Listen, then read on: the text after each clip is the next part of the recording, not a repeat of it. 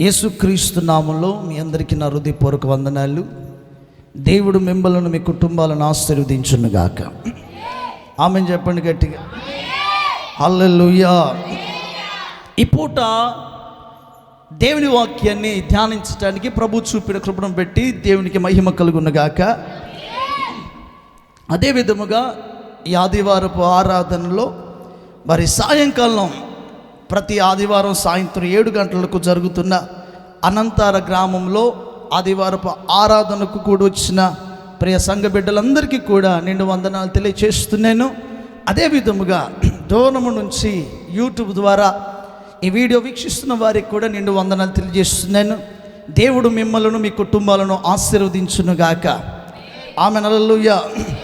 Brother చక్రవర్తి అనే YouTube channel ద్వారా అనేకులు ఆ వాక్యాన్ని వింటూ ఆదరణ పొందుతూ దీవించబడుతూ మీ సాక్ష్యములను అదేవిధంగా మీ ప్రార్థన అవసరతను మాకు తెలియజేస్తున్న రీతిని బట్టి ప్రభుని ఎంతగానో స్తుతిస్తూ ఉన్నా. దేవుని బిడ్డలారా, ఈ యొక్క వర్తమానాన్ని మీ స్నేహితులకు, బంధువులకు, అదేవిధంగా మీ ఆత్మీయులకు షేర్ చేయండి. తద్వారా వారితో కూడా దేవుడు మాట్లాడతాడు. హల్లెలూయా. కనుక మరి కూడి వచ్చిన ఈ బిడ్డలతో ఈ పూట దేవుడు నిశ్చయముగా మాట్లాడి వారి ఆశను తృప్తిపరచునుగాక. ఆమేన్ చెప్పండి గట్టిగా. హల్లెలూయా. అందరూ కూడా బైబిల్ను తెరిచి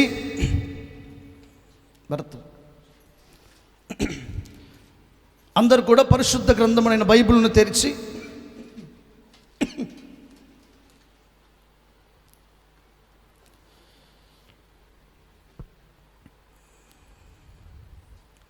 యోహాను సువార్త 11వ అధ్యాయము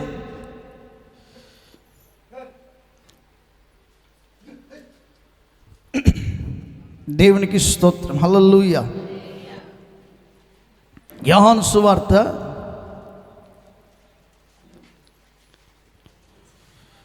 11వ అధ్యాయం 38వ వచనం చదువుదాం.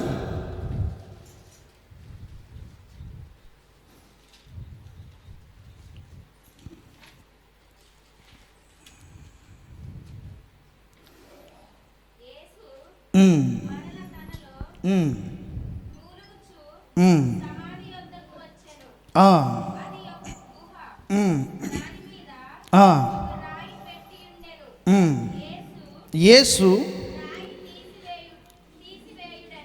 రాయి తీసివేయుడని చెప్పగా చనిపోయిన వాని సహోదరి అయిన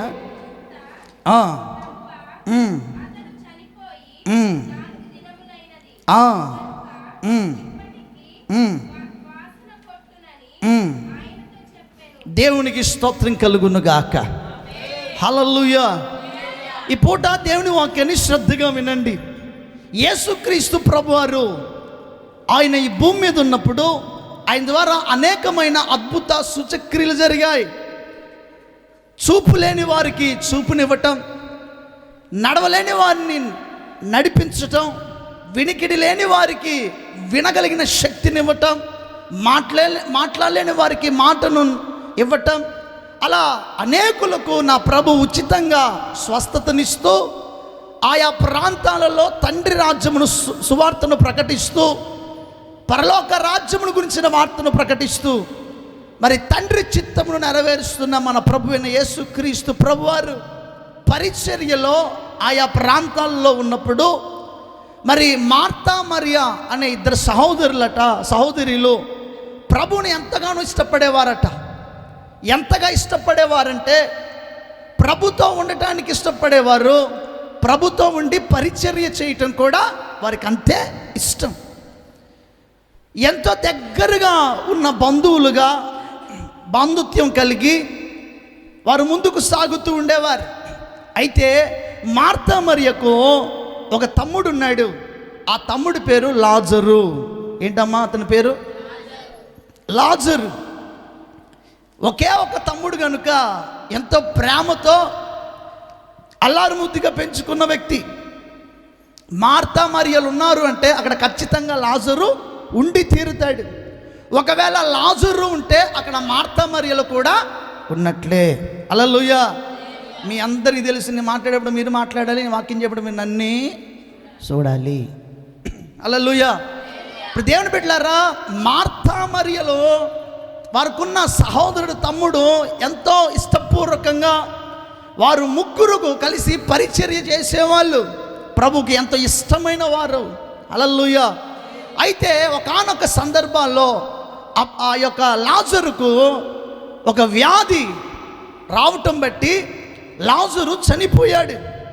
చనిపోయిన తర్వాత అక్కడ ఆ ఇంటిలో మార్తా మరియల ఒక గృహములో చుట్టుపక్కల ప్రాంతంలో విషాదం, ఒక భయంకరమైన వ్యాధన మబ్బులాగా కమ్ముకుంది.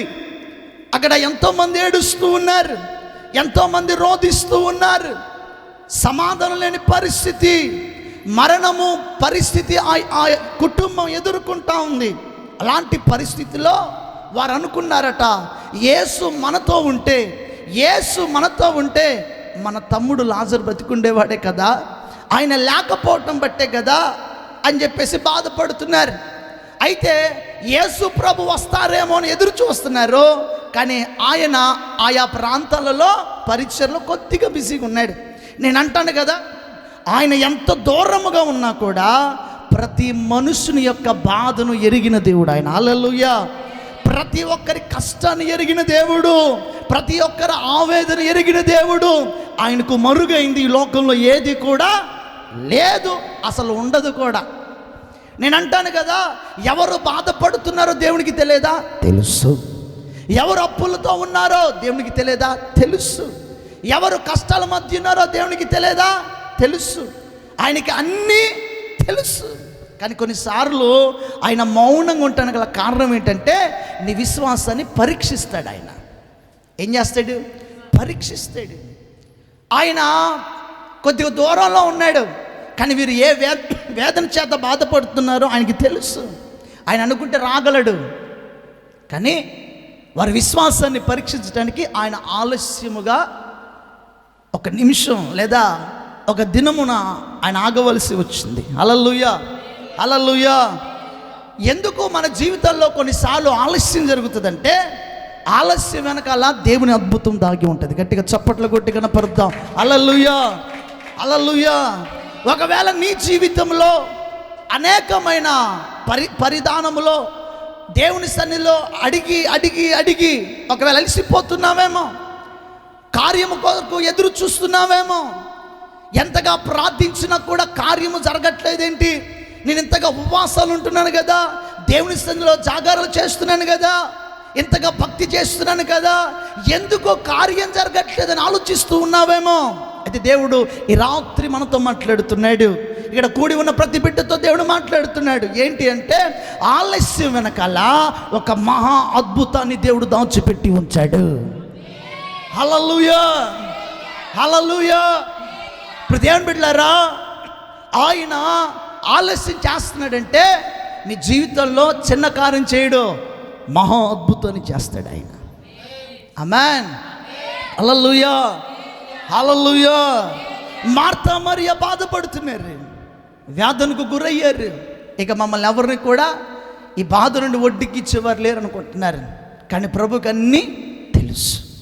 ఆయన ఈ శూన్యమును ఉన్న దాన్ని ఆకాశ వీధులుగా మార్చేది, భూమిని స్థిరపరిచాడు, సముద్రమును అదే విధముగా ప్రకృతిని, ఈ లోకమును, ఈ ప్రపంచమును, ఈ అఖిల బ్రహ్మాండ నిర్మాణకునిగా ప్రతిదీ సృష్టించి ఆయన లేకుండా ఏది కలగదు కనుక ఆయనే మూలకర్తగా ఉండి సమస్తమును ఆయన మాట ద్వారా నిర్మించిన నిర్మాణకర్త అయిన దేవుడు ఈ రాత్రి మన ఆశలన్నీ తీర్చునుగాక, మన అక్కర్లన్నీ తీర్చునుగాక, మనల్ని బలపరచునుగాక.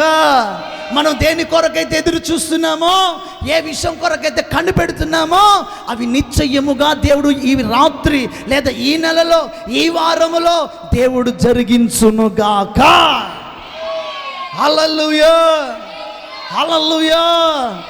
దేవుని బిడ్డలారా, ఆలోచన చేద్దాం. ఈ పూట యేసు ప్రభు యొక్క మహాప్రేమ ఏంటి అంటే, మహాకృప ఏంటంటే, ప్రతి వ్యక్తిని కూడా ఆయన ప్రేమించే దేవుడే.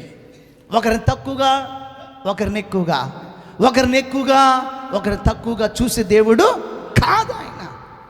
నేను అంటా ఉంటాను కదా, వాడు కర్రోడైనా దేవుడు ఇష్టపడతాడు, వాడు పొట్టోడైనా దేవుడు ఇష్టపడతాడు, వాడు పొడుగోడైనా దేవుడు ఇష్టపడతాడు. ఎందుకు ఇష్టపడతాడంటే ఆయన పోలిక వారిలో ఉందంటే మనలో ఉంది. ఆమేన్. క్లాస్ రూముల్లో మంచిగా చదివే విద్యార్థి అంటే టీచర్లు ఇష్టపడతారు. ఇంట్లో పెద్ద కొడుకు సైలెంట్గా ఉంటే వాడిని ఇష్టపడతారు, చిన్న కొడుకు అల్లరి చేస్తే వదిలిపెడతారు. కొన్నిసార్లు అమ్మను ఎక్కువగా ప్రేమిస్తారు, నాన్న తక్కువగా ప్రేమిస్తారు. మనుషులకున్న స్వభావం అది.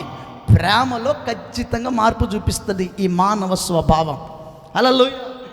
మంచిగా మాట్లాడితేమో ప్రేమగా ఉంటారు, అది కొద్దిగా బిస్కెట్ అనుకోండి, వాళ్ళెవరు మేమెవరు, అసలు వాళ్ళైతే మాకెందుకు, మా బతుకు మేము బతుకుతాం. అదే వాళ్ళు లేకపోతే బతకలేని రోజులు, అక్క నువ్వే కావాలక్క, అన్న నువ్వే కావాలన్న అన్నోళ్ళు ఇప్పుడు కొద్దిగా ఎదిగేసరికి ఇక నువ్వెవరు నేనెవరు, ప్రేమలు మారిపోతాయి. ఈ లోక ప్రేమలు ఎలా ఉంటాయంటే అవసరానికి ఒకలాగా, అవసరం తీరిన తర్వాత ఒకలాగా. కానీ నా దేవుడు ఎలా అంటాడో తెలుసా, ఆయన నీ అవసరాలు తీర్చడం కాదు, ఎల్లవేళగా నీతో ప్రేమగా ఉండే దేవుడు ఆయన. హల్లెలూయా, హల్లెలూయా. ఆయన ప్రేమలో మార్పు లేదు. ఆయన ప్రేమలో కనీసం మార్పిడి అనేది కూడా ఉండదు కూడా. ఎందుకు ఉండదో తెలుసా, ఆయన ప్రేమ కేవలం మాటలతోనే కాదు, ప్రాణము పెట్టి చూపించాడు ఆయన. ఆమేన్.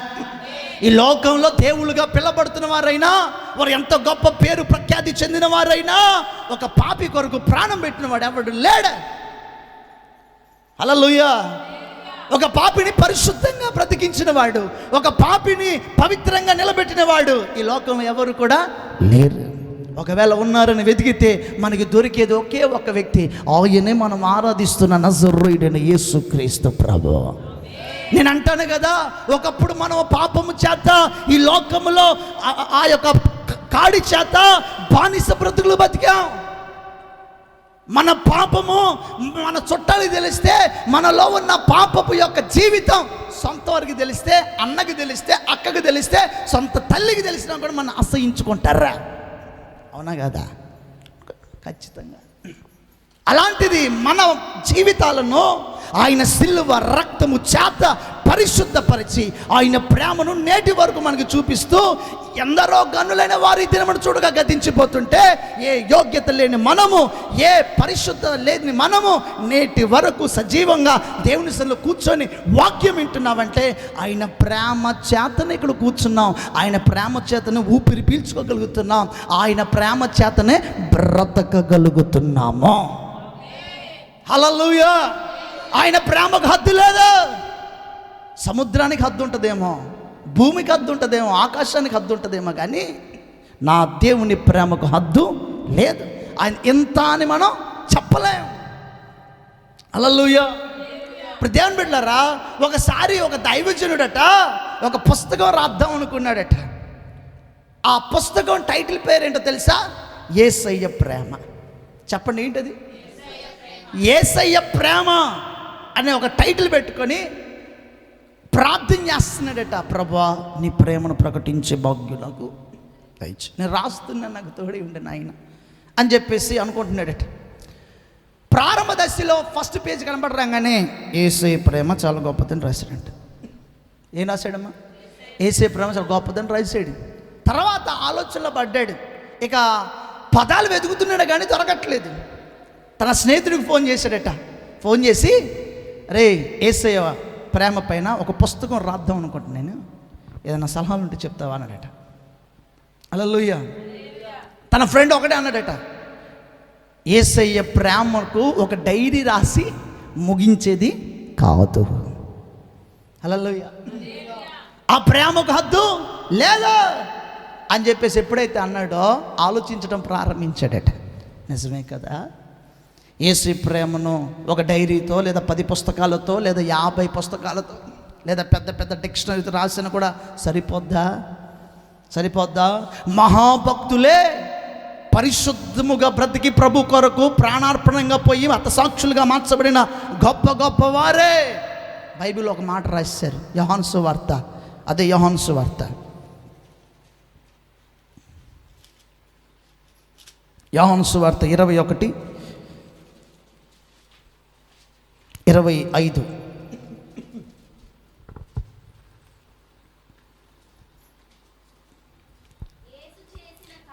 యేసు చేసిన కార్యములు ఇంకను అనేకములు కలవు, వాటిలో ప్రతిదానిని వివరించి రాసిన ఎడల అట్లా రాయబడిన గ్రంథములకు భూలోకమైనను చాలదని నాకు తోచుచున్నది. ఆయన చేసిన కార్యాలు వివరించటానికి, రాయటానికి ఈ భూలోకమే సరిపోదంట. ఈ భూమి ఎంత ఉంటుంది? అగ్గిపెట్ట ఉంటుంది, చెప్పరే. ఈ మధ్య కాలంలో మీకు తెలుసు, మంచిర్యాల ఆ ప్రాంతానికి వెళ్ళినప్పుడు నేను ట్రైన్ ఎక్కినప్పుడు చూసా, ఆ ట్రైన్ పోతూనే ఉంది. ఏముంది? పోతూనే ఉంది. దాదాపుగా 6 గంటలు ప్రయాణం చేసినా కూడా ఇంకా ముందు పట్టాలని అంట. నేను అడిగా, అన్న ముందు స్టేషన్ ఉందా అంటే, ఒక స్టేషన్ కాదు నాయన, ఇంకా 20 స్టేషన్లు ఉన్నాయి. అటు నుంచి అడ్డుపోయి మరలా ఏం చేసిన, ఆంధ్ర ప్రాంతానికి వెళ్ళటం జరిగింది. ఆంధ్ర ప్రాంతంలో బార్డర్ ఏమైనా వస్తుందేమో అని చూసిన, ఆడ బార్డరు రాలే, పోతూనే ఉంది. రోడ్డు ఎంత దూరం ఉందో దూరం పోవాల్సింది. అటు పోయినా గంటల తరబడి ఈ భూమి ఎంత పెద్దగా ఉందో నాకు కొద్దిగా అర్థమైపోతుంది. కడప ప్రాంతానికి వాక్యం చెప్పడానికి వెళ్ళినప్పుడు కడప పోతా ఉంటానంటే పోతూనే ఉంది. ఎన్ని స్టేషన్లు దాటిపోయాము. నేను ఊరి బాబు ఎంత దూరం ఉంది ఇంద్ర బాబు కడప అనుకున్నా, పక్కనేమో అనుకున్నట్టుగా ఎక్కినా నేను. స్తోత్రంగా ఉన్నాయాక ఏమండి, మధ్యాహ్నం ఎక్కితే రేపటి రాత్రికి దిగుతాం అంటే ఇంకొంది. రోజు మొత్తం తిరిగినా లేదా కొన్ని నెలలు తిరిగినా కూడా భూమికి చివర మనం కాల్చలేము. ఒక మనుషుడు భూమి చుట్టూ తిరిగి రావాలంటే కొన్ని వందల రోజులు పడుతుంది. ఇంత పెద్ద భూమే ఆయన చేసిన కార్యాలకట సరిపోదట. హల్లెలూయా. ఆ మాట గ్రహించిన ఆ దైవజనుడు తనలో తాను నవ్వుకొని అంటున్నాడట, నేను పిచ్చోని కాకపోతే దేవుని ప్రేమను నేను ఎలా వివరించగలుగుతా, దానికి ఫుల్ స్టాప్ పెట్టగలుగుతానా? పెట్టలేను. హల్లెలూయా. అప్పుడు ఆలోచిస్తూ అనుకున్నాడట, ఒకవేళ ఈ ఆకాశమే కాగితమైనా, ఈ భూమిపై ఉన్న నీరే ఒకవేళ ఇంకైనా రాయటానికి ఏముండాలా? పెన్ను ఉండాలిగా. ఈ పెన్నులే ఈ లోకంలో ఉన్న చెట్లయితే కాగితాలు అరిగిపోతాయట, అయిపోతాయట. కాగితాలు అనగా ఆకాశం ఎంత పెద్దగా ఉంటే చిన్నగా ఉంటుంది. అది చెప్పరా? ఢిల్లీ పోయినా అదే ఆకాశం, పాకిస్తాన్ పోయినా అదే ఆకాశం, అమెరికా పోయినా అదే ఆకాశం. దానికి ఉందా హద్దు? లేదు. ఇలాంటి కాగితాలు అనబడుతున్న ఆకాశాలు అయిపోతూనే ఉంటాయి. భూమి మీద నీరు ఎంత ఉంటుంది తెలుసా? 90% వరకు 80% వరకు ఉంటుంది నీరు. భూమి మీద మనుషుల కంటే కూడా ఎక్కువ నీరే ఉంది. హల్లెలూయా. ఈ నీరే ఇంకుగా వాడితే అట భూమి మీద ఒక్క చుక్క కూడా మిగలదట. చెట్లను పెన్నులుగా వాడితే భూమి మీద ఒక చెట్టు కూడా ఉండదట. అప్పుడు రాస్తున్నాడు కదా, ఆ మొదటిలో ఒక పేపర్ రాసి చివరి దాంట్లో ఒక మాట రాసాడట, యేసయ్య ప్రేమను వివరించడం నా తరం కాదు కదా, నా నుండి వస్తున్న తరతరాలు కూడా వివరించడం అసాధ్యము. ఎందుకు? ఆయన ప్రేమకు హద్దు లేదుగా. ఆయన ప్రేమను మనం కొలవలేము కదా. ఆకాశాన్నైనా కొలవగలుగుతాం, సముద్రాన్నైనా కొలుగుతాం, కానీ ఆయన ప్రేమను మాత్రం మనం కొలవలేము. హల్లెలూయా. హల్లెలూయా. ఈరోజు ఆయన ప్రేమ శ్రేష్టమైంది కనుక, ఆయన ప్రేమ చేత మనల్ని రక్షించాడు కనుక, ఆయన ప్రేమ చేత మనల్ని స్థిరపరిచాడు కనుక, నీవు ఏ అక్కరతో ఉన్నావో ఆయనకు తెలుసు. ఏమండి, కొడుకు ఏ అక్కరతో ఉన్నాడో తల్లికి తెలీదా? బిడ్డ ఏ అక్కరతో ఉందో తండ్రికి తెలీదా? తెలుస్తుంది. అడగకపోయినా కూడా తెలుస్తుంది. హల్లెలూయా. కొన్నిసార్లు మిన్ను స్కూల్కి వెళ్ళేటప్పుడు ఆమె కొన్నిసార్లు ఆగిపోద్ది. ఎందుకు ఆగిపోద్ది తెలుసా? పెన్సిల్ లేదని. ఏమామా తెలుసా నీకు? ఇప్పుడు ఆగిపోయినాను, పెన్ను లేకపోతే పుస్తకం హోంవర్క్ రాయిపోతే మా టీచర్ పట్ట కొట్టిద్ది నన్ను. నేను పోను మమ్మీ అన్న వాళ్ళు ఉన్నారు ఇక్కడ. నువ్వు పోలే? పోయినావా? హోంవర్క్ రాయిపోయినా పోయినావా? కొట్టలే నేను టీచరు? కొట్టిందా? ఎందుకు అట్లా? తెలివి కలిగింది. స్తోత్రం కలిగి నేను కొట్టిందా భర్త కొట్టలేదా? మాకు ఎప్పుడు చేయకుండా పోయి కొడతారు ఖచ్చితంగా. హల్లెలూయా. నేను కొడతారు. హల్లెలూయా. ఆ బాధ ఏందో తెలుసా? పోతే టీచరు కొట్టిద్ది అని చెప్పేసి ఏదో సాగు పెట్టి ఆమె టై తీసుకెళ్ళి సోఫాలో పెట్టి టై కనబడరాట్లేదు, నేను పోనంటది. హల్లెలూయా. పోంగన కాళ్ళ నిండా నీళ్ళు పెట్టేసుకుంటుంది. ఏంటి అర్థం ఏంటి? ఏదో కొదువుగా ఉంది. అప్పుడు దాకా రెడీ అయింది, పోయి బాక్సులను చూసుకుంటారు. పిల్లలు వీళ్ళు పెద్ద చదువుగల వాళ్ళే. బుక్కులు తీయటం పెట్టం. హల్లెలూయా. హల్లెలూయా. తీస్తాం నాకు అర్థమైపోయింది ఆమె కాడ పెన్సిల్ లేదని. తర్వాత ఎప్పుడైతే పోయి పెన్సిల్ తీసుకొని చేతిలో పెట్టాను, ఇంకా పోదాంపా స్కూల్కి పోదాంపా అడిపోదాంపా ఆమె చెప్పిందా నాకు. తన కార్చిన కన్నీరు బట్టి నాకు అర్థమైపోయింది ఏదో కొరత ఉంది. ఆగదు అసలు మిన్ను. హల్లెలూయా. అది వెళ్ళిపోద్ది. మన జీవితంలో కూడా కొన్నిసార్లు దేవుని విషయంలో అడగాలనుకుంటాం కానీ అడగలేము, భయపడుతూ ఉంటాం. కానీ ఆయన ప్రేమ ఎలాంటిది తెలుసా? నీ కన్నీరు చూసి కార్యము చేయగలిగిన ప్రేమ అది. ఆమేన్. ప్రభు సన్నిధిలో ఉత్తిగా చేసే ప్రార్థనల కంటే కూడా కన్నీటితో చేసే ప్రార్థన విలువైంది. చెప్పండి గట్టిగా స్తోత్రం కలిగిన గాక. ఎప్పుడైనా ఏ రోజైనా కన్నీటి ప్రార్థన చేశారా? ఎంత పిండినారా? హల్లెలూయా. ఆదివారం వాక్యం చెప్పడం ప్రార్థనకు పోయిన ఈరోజు ఒక ఆమె ఆరాధన చేస్తానంటే మా తనకెళ్ళ పిండుతుంది. ఏం పిండుతుంది? కళ్ళు పిండుతుంది. పిండి కళ్ళు ఎర్రగైనా కానీ ఒక చొక్క బయటికి రాలే. నేను గమనిస్తూ ఉంటాను ఎంతమంది నిజంగా ఆరాధన చేస్తున్నారు. కొంతమంది అయ్యగారికి ఎప్పుడు కళ్ళు మూస్తారని చూస్తారు, నాకు వెళ్ళి అయ్యగారు కళ్ళు మూసారలేదా అని చూస్తారు. హల్లెలూయా. హల్లెలూయా. నేను ఎందుకు చూస్తానంటే అసలు మీరు ఆరాధన చేస్తానో లేదని కొద్దిగా చూసి మళ్ళీ ఎమ్మటి నేను కూడా ఆరాధనలో వెళ్ళిపోతాను. పూర్తిగా అట్టే కళ్ళు తెరిచి చేయాలంటే దేవునికి నా కనెక్ట్ ఉండదు. అక్కడ నేను ఆత్మచేత నింపబడాలి కదా, నేను నడిపింపులోకి రావాలి కదా. మిమ్మల్ని చూసుకుంటూ కూర్చొని నాకేమొచ్చింది? స్తోత్రం కలిగిన నేను ప్రభువుని చూడాలి. ఆమేన్. నేను చూస్తూ ఉంటా కొంతమంది గొట్ల గుబ్బులాగా అప్పగించుకుని ఇదే డ్యూటీ వాళ్ళకి, కళ్ళు మీసావరాళ్ళు. హల్లెలూయా. నేను కొన్నిసార్లు వేదనతో ఆరాధన చేస్తుంటా, కొన్నిసార్లు కన్నీటితో ప్రార్థన చేస్తూ ఉంటా, కొన్నిసార్లు రోదన చేసి ప్రార్థన చేస్తుంటాం సంఘంలో. మనకు మాత్రం పాస్టర్ నువ్వు ఎంత నడుచుకో, మేము మాత్రం మేము ఎట్టే నువ్వు ఎంత ఏం చేసుకో. నేను అంటాను కదా, నీ కుటుంబ పరిస్థితిని మార్చగలిగిన ఒక బలమైన ఆయుధం నీ కన్నీటి ప్రార్థన. హల్లెలూయా. హల్లెలూయా. ఒక యవనస్తుడు కన్నీటి ప్రార్థన చేత స్కాట్లాండ్ అనే దేశాన్ని ప్రభు కొరకు సంపాదించాడు. హల్లెలూయా. యవనస్తుడు పేరు జాన్ ఆక్స్. మీరు యూట్యూబ్లో కొట్టి చూడండి. యవనస్తుడండి. ఒక యవనస్తుడు తమ దేశము నశించిపోతుందని, యవనస్తులు చెడిపోతున్నారని, పాపము వారి గ్రామంలో ఉందని, రక్షించేవారు లేరని, యేసు ప్రేమను ప్రకటించేవారు లేరని కన్నీటి మధ్య ప్రార్థన చేస్తున్నాడు. ఆ కన్నీటి ప్రార్థనకి ఒక బలమైన కార్యం దేవుడు చేశాడు. ఏంటో తెలుసా? నేటి వరకు స్కాట్లాండ్ దేశంలో యేసు క్రీస్తు ప్రేమ ఎరగని వాడు ఒక్కడు కూడా లేడు. హల్లెలూయా. నేను అంటాను కదా, ఆ జానాక్స్ అనబడుతున్న ఆ వ్యక్తి చనిపోయాడు కానీ అతను చేసిన ప్రార్థన మాత్రం చనిపోలేదు. ఆయన చేసిన ప్రార్థన మాత్రం ఇంకా బ్రతికే ఉంది. నేను అంటాను కదా, ఒకవేళ నీవు చేసిన కన్నీటి ప్రార్థన నీవు ఉన్నంత వరకే కాదు, నీవు చనిపోయిన తర్వాత కూడా అది పనిచేస్తుంది. హల్లెలూయా. హల్లెలూయా.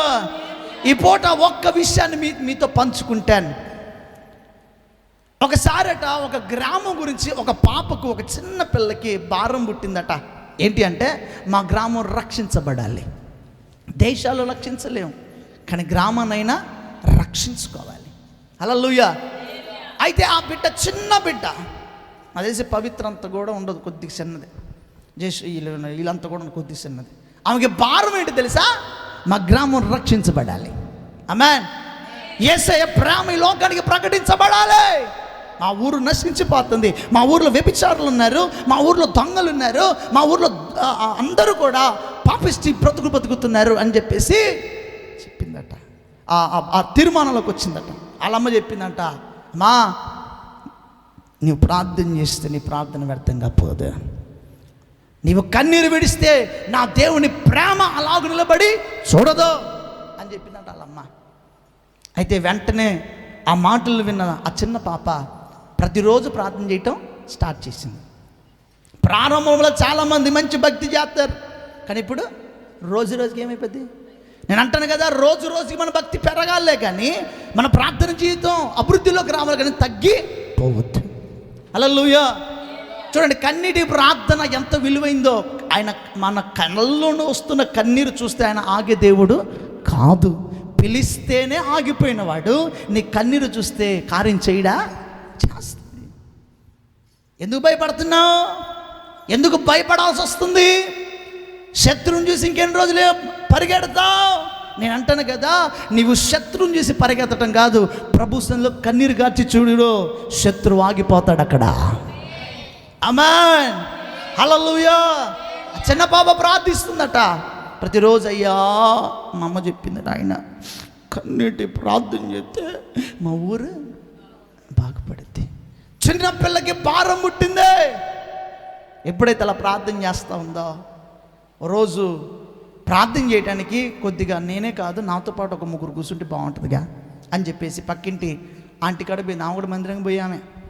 పోయి ఆంటీ, ఏయ్ ఆంటీ ఆంటీ అని కూడా పోయిందట. ఏంటమ్మా? ప్రార్థన చేద్దాం వస్తారా అందట. ఏయ్ పని పాడడం లేదా? ఊకే ప్రార్థన.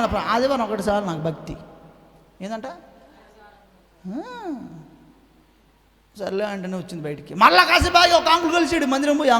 అంకుల్ ప్రార్థన చేద్దాం అంకుల్ మన ఊరు కొంచెం ప్రార్థన చేద్దాం అంకుల్. రెండు అంకుల్ ప్రార్థన చేద్దాం. ఏయ్ పని పాడడం లేదా నీకు? ఊకే ప్రార్థన నీకంటే పని లేదు, నాకు పని ఉందిగా, పావతల కనగ. ఆ బిడ్డ ఏడటం ప్రారంభించిందంట. అయ్యా నాకు గ్రామం రక్షించబడాలి అని చెప్పేసి ఒక్కటే వెళ్ళిపోయింది. మీకు తెలిసి అప్పట్లో ఊరు చివరన ఇప్పటికి కూడా పొలం గట్లు ఉంటాయి. ఆడ మంచిగా నేలను చెక్కి ఒక పట్ట కట్టుకొని చుట్టూ ఎండ తగలకుండా పైన ఒక చిన్న పట్ట కట్టుకొని ప్రార్థన చేయడం స్టార్ట్ చేసిందంట. హల్లెలూయా. ఆ ప్రార్థన మామూలు ప్రార్థన కాదు, ఉత్తి కన్నీళ్ళు వచ్చేస్తున్నాయి. ఏమవుతున్నాయి? కన్నీళ్ళే. మీరు చూడండి, మనకిష్టమైన వ్యక్తులు మన ఒక మాట అంటే మాట కంటే ఎక్కువ ఏమవుతాయి చెప్పరే. ఎప్పుడవుతుంది తెలుసా? మీ ఆయనది అంటే అమ్మ అంటే కొంత బాధపడదు, అత్త అంటే కొంత బాధపడ్డు, భర్త ఏదని అనుకోండి, నువ్వు కాకపోతే నన్ను ఇంకెవరు అర్థం చేసుకుంటే ఎడతనే ఉంటుంది. అవునా కదా? ఏడన్నా భర్తలు తెలియాలి. స్తోత్రం కలిగిన కాక. హల్లెలూయా. యోగ ఏడు మోందని అంటారు. ఎందుకంటారు? ప్రేమ లాంటిది. ఆమేన్. ఎందుకు తెలుసా? వారు తమ తల్లిదండ్రులు విడిచిపెట్టి పూర్తి స్థాయిలో భర్తను ప్రేమిస్తున్నారు. హల్లెలూయా. అలాగూ ప్రేమించే భార్యలు నిశ్చయముగా దీవించబడతారు. హల్లెలూయా. ఇప్పుడు శ్రద్ధగా వాక్యం విన్న ప్రతి దేవుని బిడ్డలారా, ఆ పాప మోకరితే చాలు వత్తనే ఉన్న కన్నీళ్ళు. ప్రభు మా గ్రామంలో రక్షించు నాయనా అని ప్రార్థన చేస్తుందట. చిన్న పిల్ల కదా, చిన్న పిల్లకి గట్టిగా తిని చెవులు బయలిపోతాయి, కన్నీటితే ఆడుతున్నాం. హల్లెలూయా. ప్రతిరోజు వెళ్ళిద్ది, ఆడికి మోకరించిద్ది, ప్రార్థన చేసిద్ది. అలా ప్రార్థన చేస్తుంటే ఒకరోజు ఆ ఊరి చివరన ఒక భయంకరమైన వ్యక్తి తాగుబోతు, ఆ ఊరికే పెద్ద రౌడీ షీటరు. ఆ వ్యక్తి ఫుల్గా తాగి ఆ తాగుబోతులు ఎక్కడ ఈ ఊర్లో ఉంటారు, ఆ మోర్ల మీద ఊరి చివరి మీద తిరుగుతూ ఉంటారు. తాగకుండా వస్తున్నాడు, ఊకుండా వస్తాడు. అక్కడ ఏముంది? ఆమె వేసుకున్న చిన్న పాక ఉంది. ఆమె లోపల ఏం చేస్తుంది? ఎట్ట చేస్తుంది? యో ప్రభు అని ఎడుతుంది. ఎప్పుడైనా అట్లా రోధించారా మీరు? మేడం కొడితే బే అని ఎడతారు, కానీ ఎప్పుడైనా దేవుని సన్నిధిలో ఏడ్చారా? ఒక్క ఆత్మ నశించిపోతుందయ్యా, మా గ్రామంలో ఎవరు నశించిపోతున్నాయన, మందిరంలోకి వచ్చేవారు ఎవరు తప్పిపోతున్నాయన, నరకాగ్నికి చేరవద్దయ్యా. ఆ భారం మనకి పుట్టాలి. ఆమేన్. హల్లెలూయా. హల్లెలూయా. నేను అంటాను కదా, వాడు మన ఇంటి పక్కనోడైనా సరే, మన ఇంటి ఎదురైనా సరే, వాడికి వాళ్ళ కుటుంబానికి సంబంధం లేకపోయినా సరే, వాడి గురించి రోదన చేసి చూడు, వాడిని కూడా దేవుడిని పక్కన కూర్చోబెడతాడే, మందిరాన్ని తీసుకుని వస్తాడు. హల్లెలూయా. రోదన చేస్తాడు, ప్రభువా కాహించైనా అయినా ఈ తాగుబోతుడు తాక్కుంటూ వస్తున్నాడు. ఏంటి ఇక్కడ ఏడుపు వినపడుతున్నాయి ఏంటి అని చెప్పేసి కొద్దిగా దగ్గర పోయి సేవ పెట్టాడట.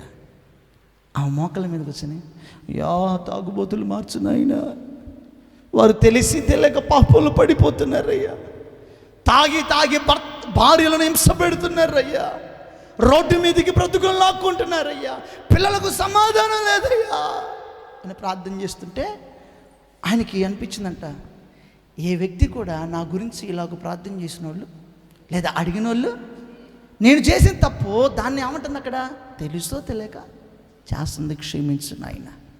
ఈమె ఎవరికో చెప్తుంది నా గురించి, తాగుపోతాడా గీతడు, స్తోత్రం కాక.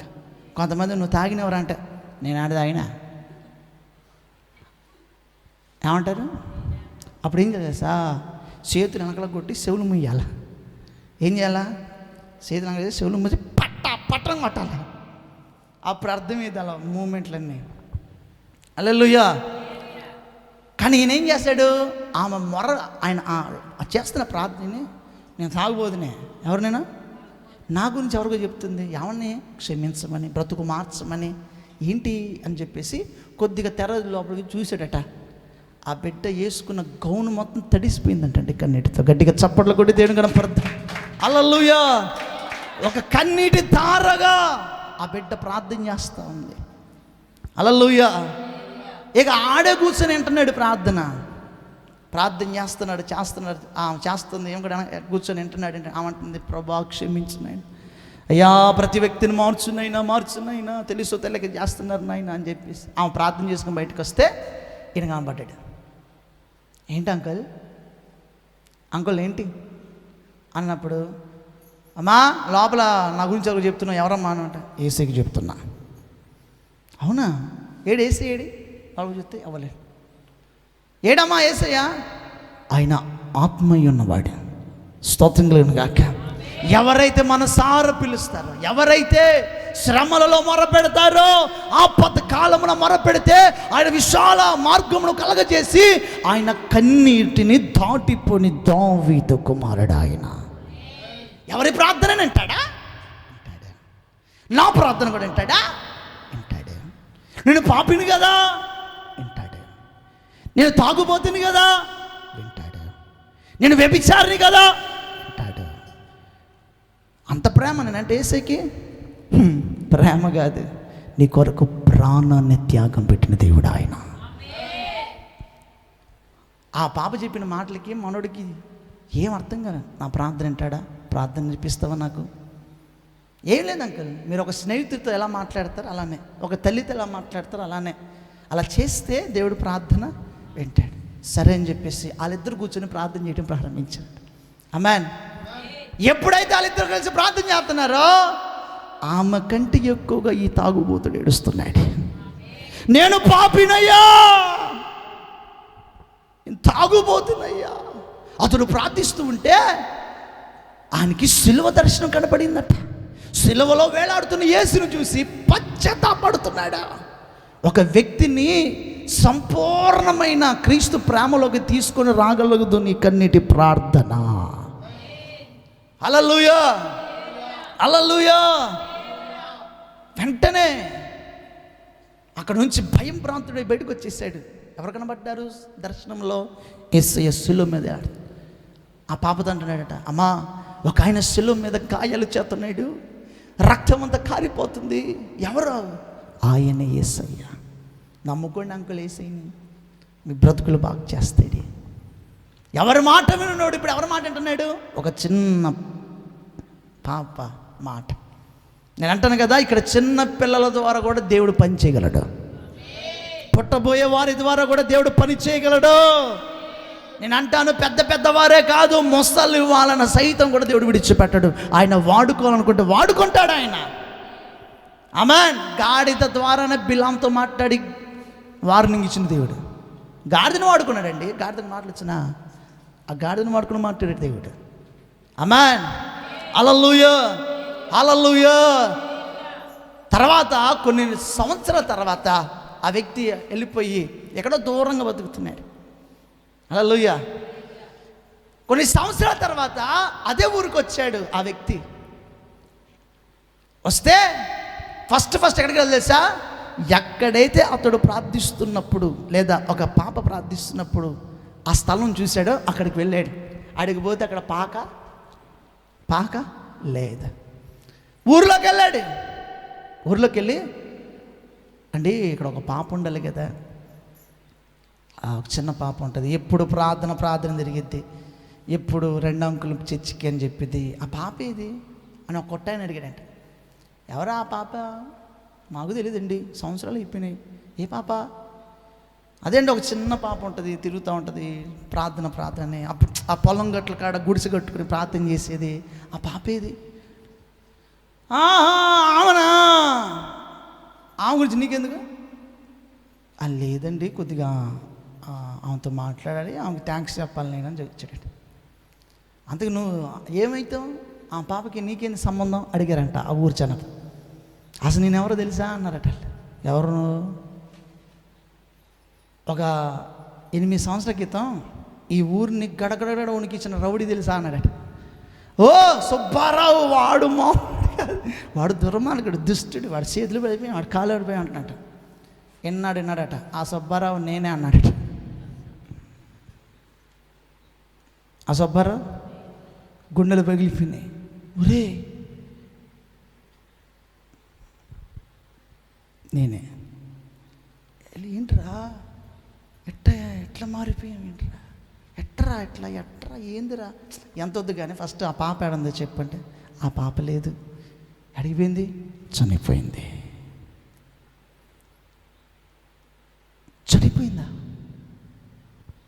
ఏమైంది? ఆ పాపకి గుండెలో రంధ్రం ఉందట. ఏముంది? అందుకే ఎక్కువ రోజులు బతకదని తెలుసు ఆ పాపకి. హల్లెలూయా. ఎప్పుడైతే ఈ మాట విన్నాడో కుప్పకూలిపోయాడు, ఏడటం ప్రారంభించాడు, గోలు మండి ఏడుస్తున్నాడు. అక్కడ ఒక ఊరు మొత్తం కదిలొచ్చింది. ఎందుకు ఏడుస్తున్నావు? ఏమైంది నీకు అని అంటే అలా అంటున్నారు కదా. ఒకప్పుడు హింసకుడుగా, హానికరుడుగా, తాగుబోతిగా, వ్యభిచారిగా, రౌడీగా బతుకుతున్న నేను సేవకుడుగా మార్చింది ఆ చిన్న బిడ్డ ప్రార్థన. హల్లెలూయా. ఆ బిడ్డ చేసిన ప్రార్థన బట్టి నేను సేవ చేస్తున్నా. సేవ చేయటమే కాదు, నా ద్వారా దాదాపుగా 70 మంది సేవకులు తయారు చేశాను.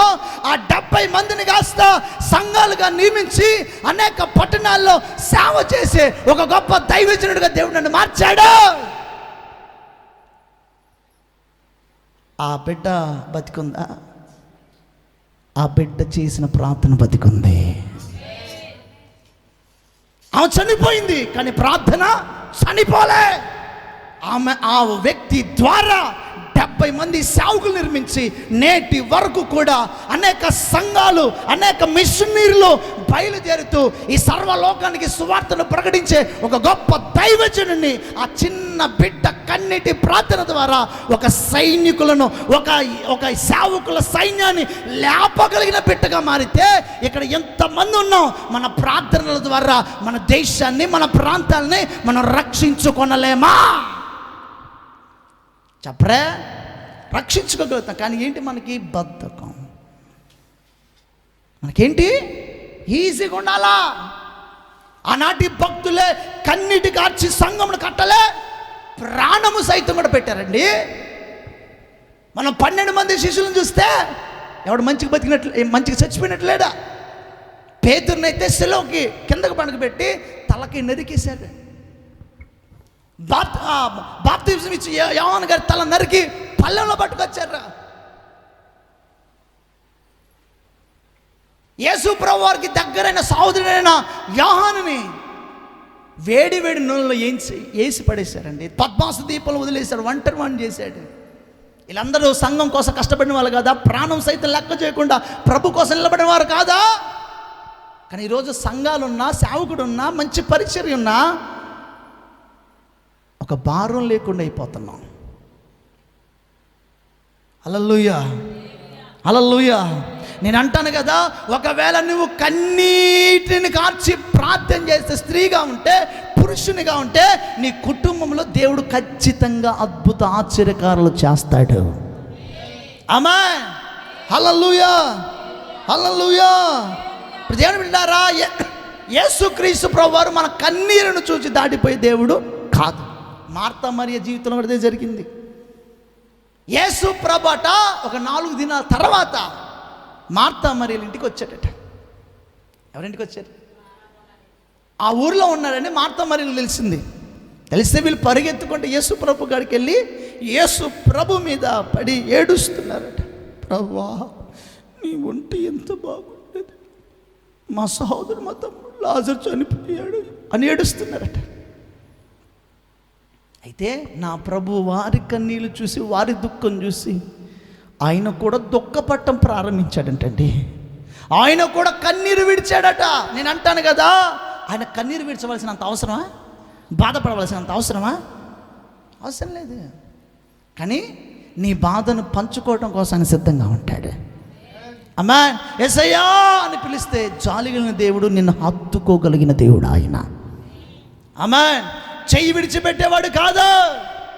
ఈ రోజుల్లో చాలామంది యవనస్తులను చూస్తే ప్రేమతో ప్రారంభించబడి బ్రేకప్లతో ముగిస్తున్నారు. ప్రారంభంలో అంటారు, నువ్వు లేకపోతే నేను, కళ్ళు మూసి నువ్వే, తెలుసుకు డైలాగులు మీకు. అబ్బో, స్తోత్రం కలిగిన కాక. ఏమంటారమ్మా యవనస్తులు? నాకు జాగ్రత్తగా స్తోత్రం కలిగిన కాక. చాటింగ్లో ఒకటే అంటది, నువ్వు లేకపోతే నేను లేనురా. వాడేమంటాడు, నువ్వు లేకపోతే నేను లేనా. తెర చూస్తే బ్రేకప్ అయింది. బ్రేకప్ అయిపోగానే ఇక నువ్వు ఉన్న ఒకటే సచిన ఒకటే ప్లేట్ మారిపోతుంది. హల్లెలూయా. నేను అంటాను కదా, క్షణికమైన ఆనందం కోసం నేను ప్రేమిస్తున్నా బిడ్డ అని చెప్పి నీకు కష్టం వచ్చి వదిలిపెట్టేవాడు కాదు. నాకు తెలిసి యేసే ప్రేమకి బ్రేకప్లు లేవు. ఆమేన్. ఒకవేళ బ్రేకప్లో ఉంటే ఈ పాడికిలా సచ్చి సమాధి అయిపోయాం మనం. ఆమేన్. హల్లెలూయా. ఈ లోక మనుషులు అవసరానికి ప్రేమిస్తారు, లేదా ఏదో అట్టట్టుగా ఉంటారు, కానీ పూర్తి స్థాయిలో యేసేలాగా ప్రేమించేవారు ఎవరు లేరు. మార్తా మరియ యేసు ప్రభుకు వచ్చి ఏడుస్తుంటే వారితో పాటు నా ప్రభు దుఃఖపడ్డాడు. వారిని దగ్గర చేర్చుకున్నాడు. ఆయనకున్న గుణం అది. నువ్వు ఎంత కష్టంతో వచ్చినా దగ్గర చేర్చుకుంటాడు. కొన్నిసార్లు ఒక మన తల్లిదండ్రుల చేతులు ఎత్తుతారు. సచ్చినవా, పెళ్లి చేసుకున్నావా, ఆడతాం చావరాదు, ఎందుకు చేస్తున్నావు? ఈ మధ్య తల్లిదండ్రులు కొత్త డైలాగ్ కొడుతున్నారు, వద్దు వద్దు వద్దు అన్న కూడా చేసుకున్నావుగా. ఏమంటున్నారు? చూసే సంబంధం వాళ్ళే, మళ్ళీ వాళ్ళే వద్దంటారు, వాళ్ళే చేసుకుంటారు అంటారు. వాళ్ళు మామూలు కాదు. స్తోత్రం కలిగిన గాక. నీ సావేదా సావు. నా దేవుడు అలా అంటాడు కాదు. ఆమేన్. నీకు కష్టం వస్తే వదిలిపెట్టేవాడు కాదు, కష్టాలలో తోడే ఉండే దేవుడు ఆయన. వారు వచ్చి యేసు ప్రభు మీద పడి ఏడుస్తున్నారు, అయ్యా నువ్వు ఉంటే లాజరు బతికేవాడు కదా, ఎక్కడ పోయినావు ప్రభు ఇన్ని రోజులు ఏడుస్తుంటే వాళ్ళతో పాటు దుఃఖించి వారిని చేర్చుకున్న ప్రేమ నా యేసయ్య ప్రేమ. ఇక ఈరోజు ఎంత దుఃఖంతో ఉన్నావు, ఎంత వేదనతో ఉన్నావు, ఎక్కడి నుంచి మాటలు వింటున్నావో, చాలా దుఃఖంతో ఉన్నావు, ఇంట్లో పరిస్థితి బాగాలేదేమో, సమాధానం చెప్పుకోలేని పరిస్థితిలో ఉన్నావేమో, నువ్వు ఎంత దుఃఖంతో ఉన్నా, ఎంత వేదనతో ఉన్నా, నా ప్రభు మార్తా మరియలను చేర్చుకున్నట్లుగా నిన్ను చేర్చుకోబోతున్నాడు ఆయన. నిశ్చయముగా నీకు ఆదరణ కలగ చేయబోతున్నాడు. నీ కన్నీరును తుడిచి నీకు ఆనందాన్ని కలగజేసి ఎవరు ఊహించలేని స్థానంలో నా ప్రభు నిన్ను నిలబెట్టును గాక. హల్లెలూయా. యేసు ప్రభు వారు చేర్చుకున్న తర్వాత మార్తా మరియ యొక్క వేదన వారి గుండెల్లో ఉన్నది యేసు ప్రభువుకి చెప్పుకున్నారు. సహోదరుడు ఎవరు, తమ్ముడు లాజరు చనిపోయాడు. యేసు ప్రభు వారట సమాధి ఎక్కడుంది, ఆయన సమాధి, లాజరు సమాధి ఎక్కడుందని తీసుకువెళ్ళానంట. వెళ్తున్నాడట ఏసే వెనకాల కొంతమంది బృందం, 12 మంది శిష్యులు, అలా కొంతమంది, వాళ్ళతో పాటు మార్తా మరియలు కూడా ఉన్నారు. పోతున్నాడు. కొంతమంది అనుకున్నాడట ఆడికి పోయి యేసుప్రభు వారు పూలు పళ్ళు ఏమైనా పెడతారేమో, దండం పెట్టుకుని వస్తాడేమో, లేకపోతే ఆడ ప్రార్థన చేస్తాడేమో, కాసేపు ఆడ కూర్చుంటాడేమో అనుకుంటున్నారు అందరు. తర్వాత నా ప్రభు అక్కడికి వెళ్ళి అక్కడ అదొక గుహగా ఉండి, అప్పట్లో సముద్రం అంటే ఒక గుహ అండి, ఊరి చివరన గుహ ఉండి దానికి అడ్డంగా రాయి పెడతారు. ఆడిపోయేసరికి అడ్డుగా ఒక రాయి ఉంది, చూసి ఆ రాయిని తొలగించండి. ఆమేన్. మీరు చెప్పండి, సమాధిలో జీవం ఉంటుందా? ఉంటుందా? సమాధిలో చీకటి ఉంటుంది. అది మనకి ఇప్పుడు అర్థం కాదు, చచ్చిపోయిన తర్వాత అర్థమైంది. ఇప్పుడు చచ్చిపోయి సమాధిలో పెడితే అర్థమైంది, మనకి ఇప్పుడు అర్థం కాదు. హల్లెలూయా. జీవం ఉంటుందా? కుళ్ళు పట్టిపోతాం, కంపు గట్టిపోతాం. ఇంకొంచెం గట్టి చెప్పాలి అంటే మన్ను అయినది మరలా మన్నులో కలిసిపోవడానికి ఒక ప్రొసీజర్ ఉంటుంది, ఈజీగా కాదు. ఇదంతా కూడా డికంపోజ్ అయిపోవాలంటే అది మామూలు కాదు. శరీరం డికంపోజ్ అంటే చాలా కష్టం, అది కొన్ని దినాలు పడుతుంది. 4వ రోజు అంటే ఇంకా ఘోరంగా ఉంటుంది. హల్లెలూయా. 3 రోజులకి స్టార్ట్ అయిపోతూనే ఉంటుంది. హల్లెలూయా. అలాగూ ఉన్న ఆ సమాధిని యేసు ప్రభువు వారు తెరవమన్నారు. ఆడ జీవం ఉందా? ఆడేముంది? చీకటి ఉంది. ఏముంది? చీకటి. ఈరోజు నీ బ్రతుకులో చీకటి ఉందేమో, ఒకవేళ నీ బ్రతుకులో జీవం లేదేమో, నీకు అడ్డుపడుతున్న ఆ బండలను నా ప్రభు ఇక్కడ నిలిచి అంటున్నాడు కదా, నీ అడ్డు బండలను తొలగించండి. హల్లెలూయా. తన దూతలను ఆజ్ఞాపిస్తున్నాడు ఈ రాత్రి. మీ బ్రతుకులో అడ్డుగా ఉన్న అడ్డు బండలు నజరేయుడైన యేసు నామములో తొలగిపోవునుగాక. ఆమేన్. హల్లెలూయా. అయితే అది చూసిన వారందరూ ఆశ్చర్యపడటం స్టార్ట్ చేశారు. ఎప్పుడైతే అక్కడున్న వారందరూ చూస్తూ ఆశ్చర్యపడుతూ, ఏంటి బండ తొలగించంటున్నాడు, ఏంటి, ఏమైంది అసలు, ఏం జరుగుతుంది అని అందరూ గమనిస్తూ ఉంటే అక్కడున్న మనుషులు ఆశ్చర్యపోతున్నారు.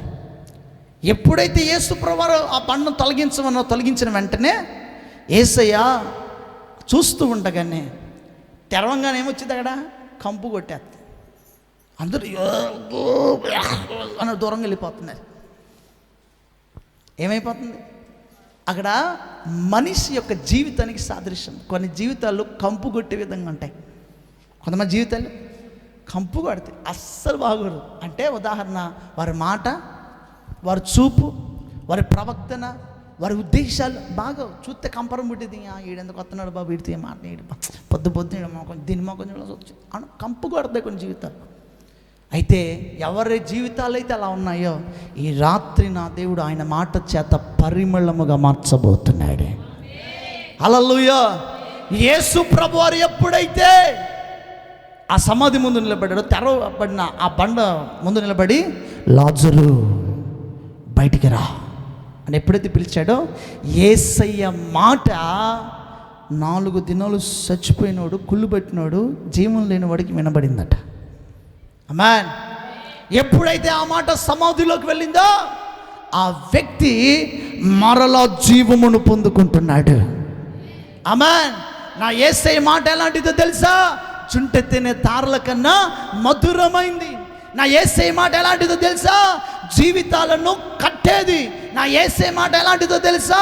శూన్యంలో భూమిని ఎలాడు తీసింది. నా యేసయ్య మాట ఎలాంటిదో తెలుసా? ఏమీ లేని చోట సమస్తమును సాధ్యపరిచేది. ఆమేన్. ఆయన మాట చాలు మనకి, మన జీవితాలు బాగుండటానికి. ఆయన మాట చాలు మనకి ఉనికి ఉండటానికి. ఎప్పుడైతే యేసయ్య మాట ఆ జీవం లేని సమాధిలోకి వెళ్ళిందో, అక్కడ జీవము కలిగింది. ఆమేన్. ఆ జీవం కలగడానికి గల కారణం ఏంటి తెలుసా? మార్త మరియలు యేసు యొద్ద కన్నీరు విడిచారు.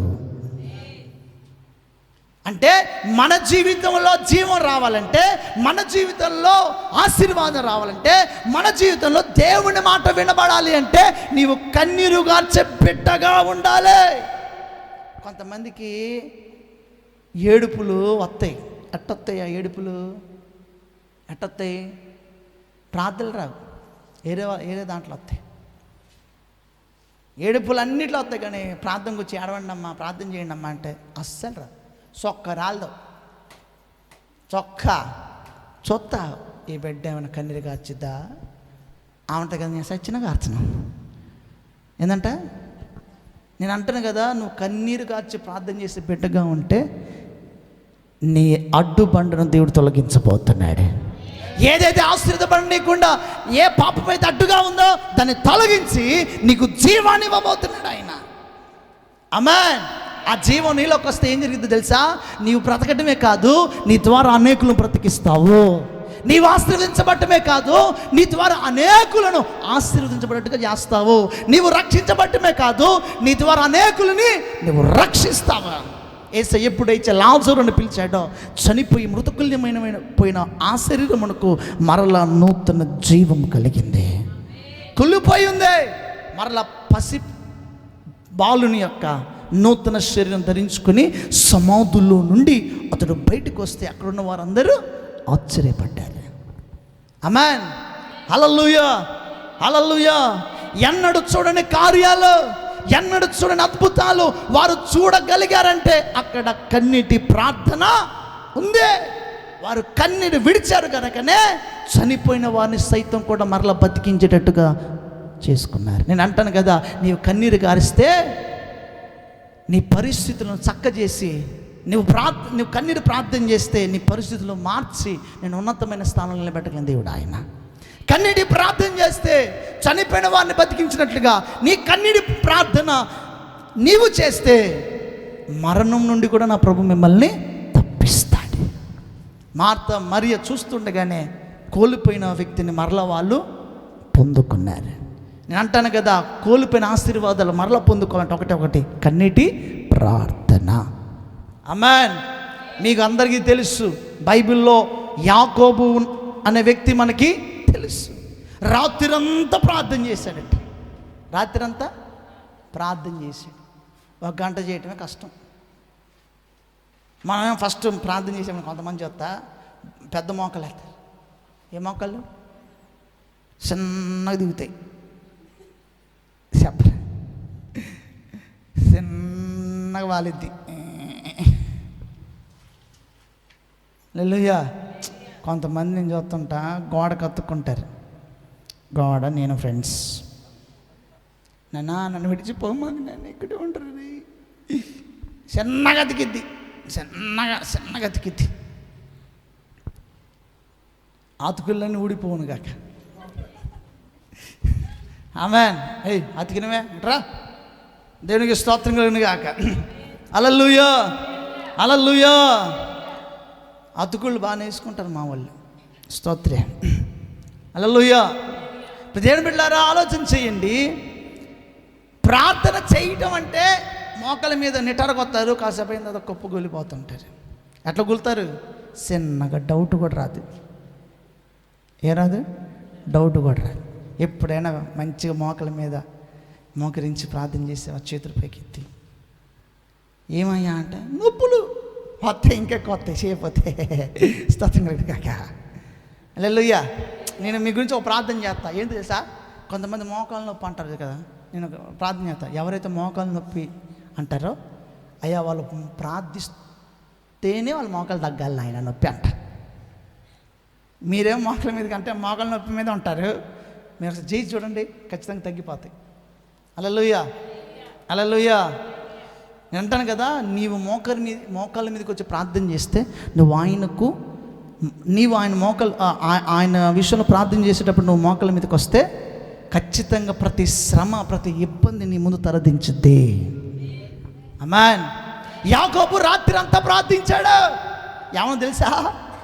నన్ను ఆశీర్వదించు నాయన. ఏం చేశాడట? నేను అంటాను, ఒక్క అంశం గురించి రాత్రి అంతా ప్రార్థన చేయడం చాలా కష్టం. మామూలు కష్టం కాదు ఇది. నేను అంటాను కదా, తనిఖీల సంఘం కట్టబడుతుంది కదా, రాత్రి అంతా ప్రార్థన చేయండి మనం ఒక అంశం ఇచ్చినాక తనిఖీల సంఘం కట్టినైనా చేయగలుగుతావా? రాత్రి అంతా చేయగలుగుతావా? చేయలేవు. కానీ యాకోబు పట్టుదల చూడండి, రాత్రి అంతా ఒకటే ప్రార్థన, నన్ను ఆశీర్వదించు నాయన. నువ్వు ఆశీర్వదించకపోతే ఇంకెవరు ఆశీర్వదిస్తారు? నీవు చూడకపోతే నన్ను ఎవరు చూస్తారు?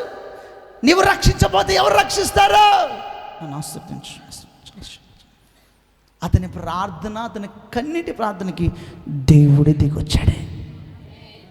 ఆమేన్. అంటే అర్థం ఏంటి? నీ కన్నీటి ప్రార్థనలో దేవుని సైతము కూడా నీ యొద్దకు తీసుకుని రాగలిగే ఒక మార్గంగా మారింది కన్నీటి ప్రార్థన. ఆమేన్, హల్లెలూయా. ఎప్పుడైతే యాకోబు ప్రార్థించాడో రాత్రి అంతా, ఉదయం కాగానే దేవుడు ప్రత్యక్షమయ్యాడు. యాకోబా, ఏం కావాలి బాబు నీకు? ఏం లేదయ్యా, నన్ను ఆశీర్వదించు. ప్రభు ఆశీర్వదించాడు. నీ పేరేంటని అడిగితే యాకోబు అని చెప్పాడు. ఏం చెప్పాడమ్మా? అప్పుడు ప్రభు అన్నాడు కదా, నీవు యాకోబుగా కాదు, మోసగాడిగా కాదు నువ్వు ఉండేది, ఇక మీదట ఇజ్రాయేలుగా నీ పేరు మారుస్తున్నాను. అతడు ఎవరు? యాకోబు అనగా మోసగాడు అని అర్థం. ఇప్పుడు దేవుడు ఏం చేశాడు? ఇజ్రాయేలుగా మార్చాడు. ఇజ్రాయేలు అనగా అర్థం ఏంటో తెలుసా? రాజకుమారుడు అని అర్థం. మోసగాడు ఎవడికి కుమారుగా మారిపోయారు? రాజు ఎవరు? ప్రభు అయిన యేసుక్రీస్తు. అంటే రాజుకి కుమారుడిగా మారిపోయాడు. ఆ మార్పిడి జరగడానికి రాత్రంతా కన్నీటి ప్రార్థన. ఆమేన్. రేపటి నుంచి మనకి ఏం స్టార్ట్ అవుతున్నాయి? చెప్పరే, గట్టి చెప్పరే. ఉపవాస ప్రార్థనలు. ప్రతి సంవత్సరం ఫిబ్రవరిలో మనకి ఉపవాస ప్రార్థనలు ప్రారంభించబడతాయి. రేపటి నుంచి దేవుని సన్నిధిలో మన సంఘంలో ప్రార్థనలు, యాచనలు, విజ్ఞాపనలు, ఆరాధన, వాక్యము, దైవజనులు ఈ ప్రాంతానికి వస్తున్నారు. ప్రతి వారం ఒక అద్భుత రీతిగా దేవుడు తన ఆత్మచేత నింపి దైవజనుల నుంచి మనతో మాట్లాడబోతున్నాడు. హల్లెలూయా. నేను అంటాను కదా, ఈ 7 దినాలు మీరు ఉపయోగించుకోనండి. 7 రోజులు ఉపవాసం ఉండడానికి ప్రయత్నం చేయండి. 7 దినాలు ప్రతి రోజు కన్నీటి ప్రార్థనలో ఉండటానికి ప్రయత్నం చేయండి. ఈ 7 దినాల ఉపవాస ప్రార్థనల ద్వారా నిశ్చయముగా దేవుడు మిమ్మల్ని అభిషేకించి అభివృద్ధిలోకి తీసుకుని వచ్చునుగాక. ప్రతి కట్ల నుంచి దేవుడు విడిపించునుగాక. ప్రతి ఇబ్బందుల నుంచి నా ప్రభు మీకు ప్రశాంతతనిచ్చునుగాక. ఇవన్నీ ఎలా పొందుకుంటున్నాం పాస్టర్ గారు అంటే ఒకటి, కన్నీటి ప్రార్థన ద్వారా సమస్తము సాధ్యమే. హల్లెలూయా, హల్లెలూయా. ఎంతమంది తీర్మానాలకు వస్తున్నారు? నేను కన్నీటి ప్రార్థన చేస్తాను అన్నవారు చేపైకెత్తండి. నేను ప్రయత్నం చేస్తాను ప్రార్థన చేయడానికి. ప్రతి రోజు నా కుటుంబం కొరకు, సంఘము కొరకు, ప్రాంతము కొరకు